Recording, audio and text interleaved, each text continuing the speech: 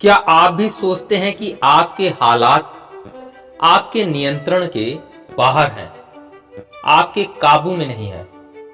तब आप अपने जीवन को कभी भी सुधार नहीं सकते।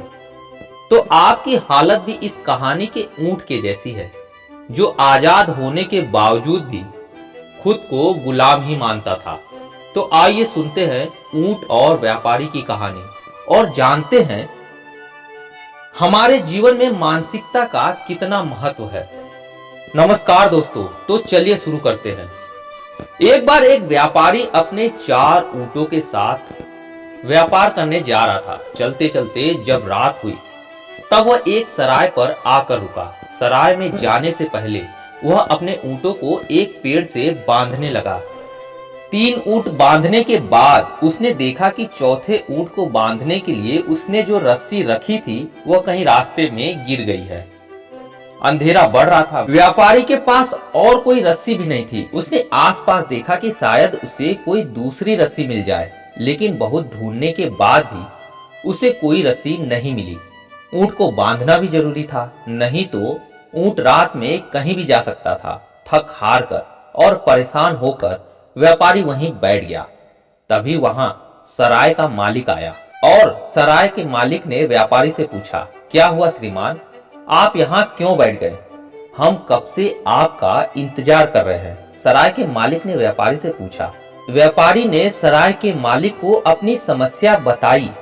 व्यापारी की बात सुनते ही सराय का मालिक जोर जोर से हंसने लगा और कहा, हा हा हा हा, बस इतनी सी बात, ये समस्या तो कुछ भी नहीं है। आप ऐसा करिए, इसे ऐसे ही बांध दीजिए। ऐसे ही बांध दीजिए मतलब? व्यापारी ने हैरान होते हुए पूछा। ऐसे ही मतलब ये कि आप इसे बिना रस्सी के बांधने का अभिनय कीजिए, नाटक कीजिए। विश्वास मानिए, ये कहीं नहीं जाएगा। उस व्यापारी ने ऐसा ही किया। ऐसे किए जाने पर ऊंट शांतिपूर्वक बैठ गया। व्यापारी ने उसके सामने चारा डाला और सराय के मालिक को धन्यवाद देते हुए आराम करने चला गया। रात बीतने पर सुबह जब व्यापारी आगे की यात्रा के लिए तैयार हुआ, उसने जाकर सबसे पहले अपने ऊंट देखे। सभी ऊंट वैसे ही बैठे हुए थे। बिना रस्सी वाला ऊंट भी अपनी जगह से हिला तक नहीं था। व्यापारी ने तीनों ऊंटों की रस्सी खोली और तीनों ऊंट उठ खड़े हुए, लेकिन चौथा ऊंट खड़ा नहीं हुआ।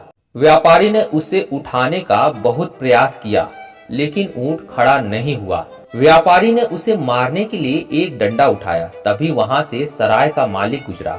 उसने व्यापारी को टोकते हुए कहा, अरे क्या कर रहे हो भाई साहब, बेजुबान जानवर को क्यों मारते हो? व्यापारी ने बताया कि वह बहुत देर से कोशिश कर रहा है, लेकिन ऊंट खड़ा ही नहीं हो रहा है। तब सराय का मालिक बोला, उठेगा कैसे? पहले उसकी रस्सी तो खोलिए।